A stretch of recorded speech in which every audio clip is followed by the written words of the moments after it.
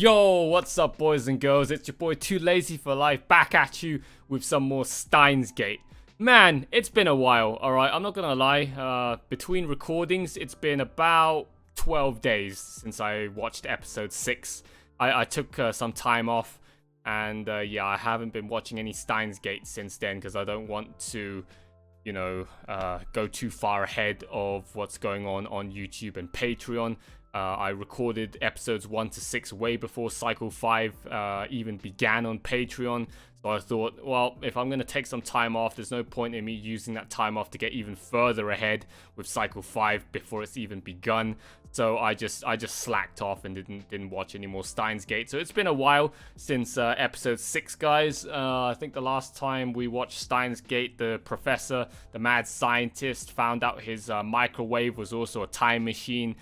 And the next episode, they did some, you know, info lore dumping about the mechanics of time travel and how 1 second on the microwave equals this many minutes gone back in time in real life or some shit like that. So like two minutes on the microwave is like what, 5 days back in time or something like that. And then they also had some issue where they can't send text messages back in time with a certain word limit, and then it splits up into multiple text messages or something like that. That was about as far as we got up to. I can't remember anything else that happened before that, because so far it's been a very mundane, mind-numbing experience. We only started to get interesting at episode 5 when they realized that their microwave was a time machine, and they started to look up all of those secret encoded scientific reports and those papers on all the dead people that got teleported back in time and they turned into green goo. Human is dead though, Miss Macho, or some shit like that. Alright, so that's basically all of the pre-show talk that I have for you guys before we start episode 7, because there's practically nothing to talk about so far for Steins Gate. Alright, I hope we get onto something a little bit more interesting very soon. Okay, I've been telling myself that now for 6 episodes. But yeah, I think it's starting to pick up ever since we found out that the microwave was a time machine. I mean, I definitely remember, I mean, fucking hell, it's been 12 days, man, and it feels like an eternity ago, having not seen any more episodes of this. But yeah, I think from the previous episode, I definitely remember my engagement factor for this show definitely went up significantly ever since the whole reveal of the time machine microwave. Alright guys, so in 3, 2, 1, let's go, episode 7.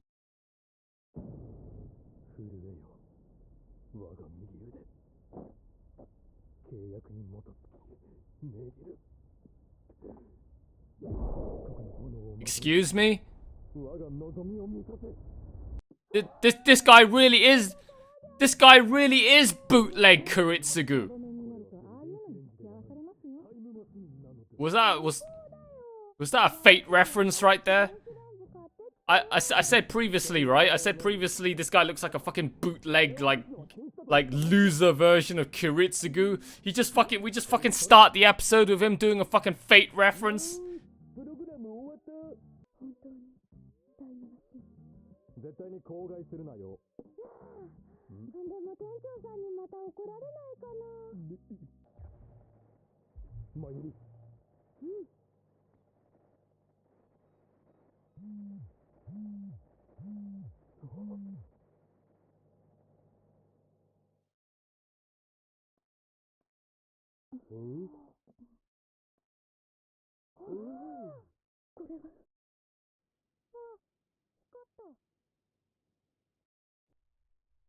That girl's like, I feel a disturbance in the force. It's like people are playing with a time machine directly above my head.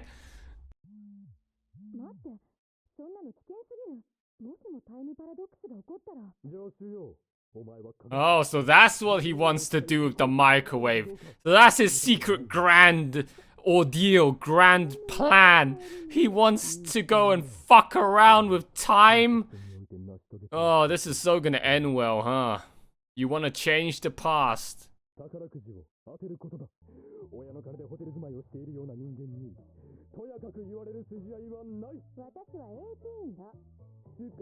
Wait, you're 18?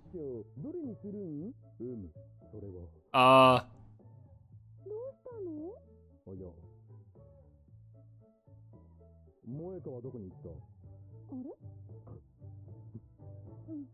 待てーい。よいしょ。クリスティーナ、勝手に動き回らないようにしっかり見張っているのだぞ。見張ってろって言われても。萌香さん、ラボ見たいの？じゃあ後で案内してあげるね。マユシー得意なんだよ。ちなみに今日は、2億とか。200 million yen. 待て、誰？あ、2億は、ちょっと、とはさすがに目立ちすぎる。So that's 2 million. What? 2300万円？担当70万。それおーい、シャイニングフィンガー。お前にラボメンとしての最初の任務を与える。ああ、初仕事だね。D メールの文面を考えるのだ。何も知らない1週間前の俺にロト6を買おうと思わせる文章をな。7日前だから168時間170秒ってところかしら。こんなもんだろう。 And by the way, I thought Kurisu was 16. I was pretty sure I read the subtitles on the episode where they met the Shrine Maiden girl, right? That she was 16. But no, she's 18. Which makes sense, because I previously said, like, you're a university student. How are you 16?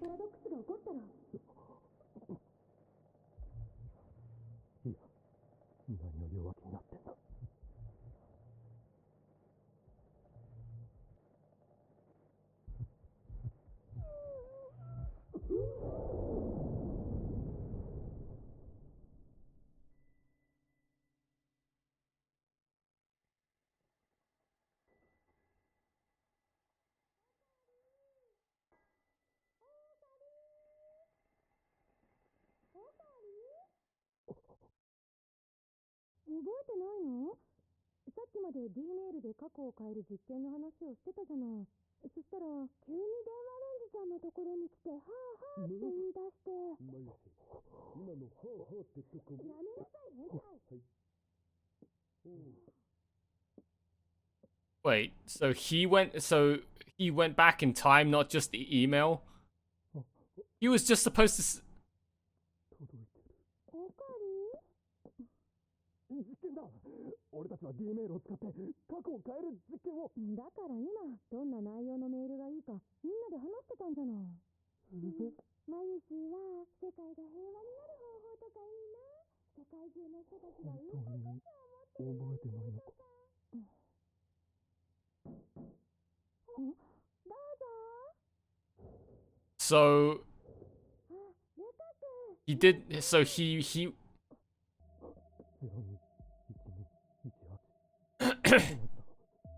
ルカ子、お前これをどこで？僕、京馬さんに数字を教えてもらって。俺が？当たるかもしれない数字だから買ってみろって。それが番号を一つ間違えてしまって。惜しい。惜しすぎる。岡部、あんたまさか電話レンジで。毒手がないではないか。なかったものはなかったんだから仕方ないでしょ。過去が書き換えられたということか。あいつらは実験のことを覚えていなかった。一緒に話し合い、一緒に見ていたはずなのに。俺だけが覚えている。俺だけが。洗脳されたような顔してる。洗脳。そうかもしれない。洗脳されたのは俺の方か、あいつらの方。なんだ。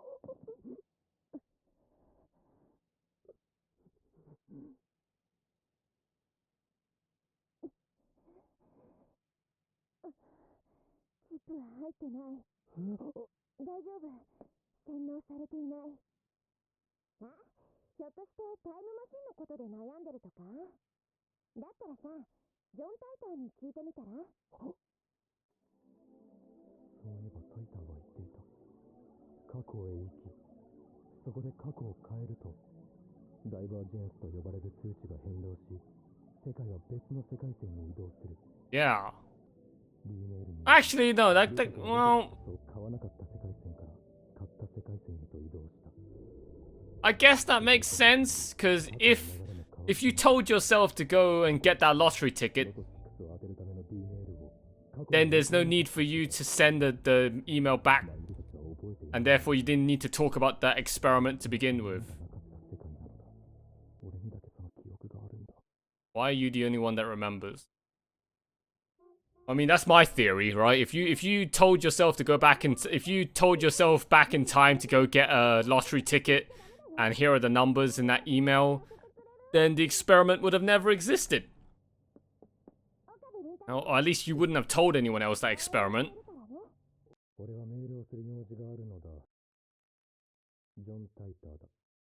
Oh my god, this guy just crops up all over the place. Who is he? John Titor? Ugh. Oh my god. Oh, how am I gonna fucking read that, huh? Nice subtitles, bro. I ain't got time to read that.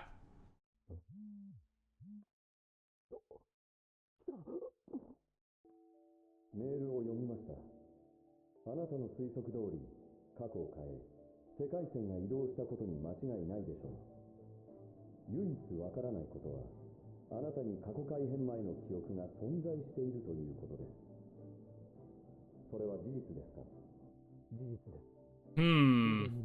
That is indeed interesting. どういうことでしょう？わかりません。メールによる過去改変など、私がいた2036年においても想定されていなかった事象です。あなたは今回過去を改変し、世界線を移動させました。ですが、 All of these characters are fucking sus, man. That girl with the glasses is sus. That part-timer on the shop floor below is sus. 世界を導くことができるかもしれません。ダイバージェンス 1% の向こう側へ。世界を導くだと。私の目的は未来を変えること。そしてその力を持っているのはあなたかもしれない。岡部、どうしたの？何を言ってるんだこいつは。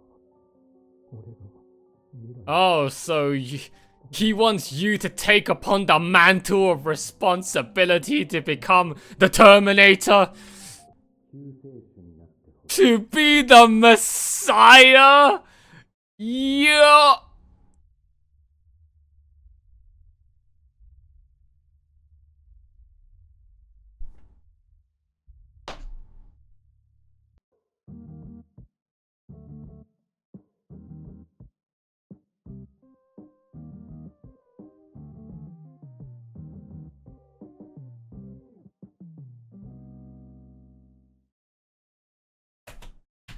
Okay, I didn't get anything of value from that preview. Oh my god, what is this? This show is like just a random assortment of characters. It's like fucking Ed, and Eddie. Alright, from Cartoon Network back in the days. Just a random assortment of just like cringy weeb, just spurg characters just doing a bunch of random ass things. And I guess they just fit in time travel into it. I mean, I still don't know what the hell is going on. So they found out that the microwave is a time machine, and the mad scientist guy, who I still can't pronounce his name properly, like, I would just call him Oka Bear right now. Oka Bear! Okay, we just call him, I'll just call him Mad Scientist. It's probably easier for me. Mad Scientist guy tests it out by sending emails back in time. And this episode, he's found a striking revelation that when he sent that email back in time to go win the lottery, no one else remembered anything about this experiment, which it kind of makes sense. I don't know why he didn't. I don't know why he didn't think it would make sense, but I thought it would make sense if you explain it in the fact that if he told himself to go back in time and win the lottery, then the experiment would have never existed. Alright? So unless he told himself... I don't know. Well, he had to have sent the email back in time 5 days to the exact point where they're all standing there at the microwave. That is the only way that it would make any logical sense that anyone would remember this experiment existed, right? If he sent the email back in time to the exact point that they're all standing there at the microwave, but that's not possible because that event is happening right then and there at that time. So that's the present. So if he sends it any further back in time by 5 days, that experiment never existed. So he's telling himself before this experiment never existed to go win the lottery. So if that's the case, then he wouldn't have ever needed to tell everybody about the experiment to go win the lottery to begin with. So no one else would have known about this experiment. So that kind of makes sense to me. I don't know whether that's the right explanation or interpretation of how that happened, but that made sense to me because no one else would have known about it. That, you know, because the mad scientist would have never proposed, never suggested the idea to begin with about testing out the legitimacy of this microwave and the time machine aspect. But he himself would have received those text messages, or whoever he sent them to, which I think was himself. Go win the lottery. Go buy a lottery ticket. Here are the numbers. I don't know why the Shrine Maiden was the one that gave him the lottery ticket in the end. Maybe that's something to do with how the message was played out in 5 days in the past. But yeah, he also somehow retained all of his memories about the experiment, right? I'm rather confused about what the fuck I just watched. I'm probably gonna have to watch it again in post-production and let you guys know some extra thoughts of mine in the pinned comment down below when this comes out. But yeah, it was a pretty okay episode. They find out that some mechanics of the time machine are yet to be explained. John Titor doesn't even know why the mad scientist got to keep his memories, even though he changed the past and diverged history. And yeah, now that he figured out that there is indeed a time machine, John Titor's like, right, I want you now to be my disciple. I want you to be the Messiah and go and change history and create this utopia in the future where CERN is no longer the overlord rulers of the world with their technology and their scientific dominance or whatever. So that's about all I got from this episode. All right. I don't think I picked up anything else from watching it this first time round. If I do pick up anything else extra, you guys will know about it in the comments down below. All right, but man, this show slow as fuck. 7 episodes in. I mean, it has picked up, but as you can see, I'm still falling asleep slightly. It's just nowhere near on the same hype levels and engagement as Attack on Titan. Let me tell you that much. But yeah, that's all of my thoughts, guys, for episode 7 of Steins Gate. Hope you have enjoyed it. Alright, if I've missed out anything, please let me know in the comments down below. Alright, like, comment, subscribe if you haven't done so already. Join the Discord, sign up to the Patreon. I very much appreciate it, guys, if you do that. Big, massive shout out to all of my existing patrons right now supporting me on the platform. And last but not least, one big, massive shout out to Eden's Musketeer. Once again, thank you, mate, so much for your insane level of supreme patronage. You're an absolute freaking legend. Alright guys, that's it for episode 7 of Steins Gate. Hope you guys have enjoyed it, and I'll see you all very shortly for episode 8. But until then, that's it from your boy. Bye for now!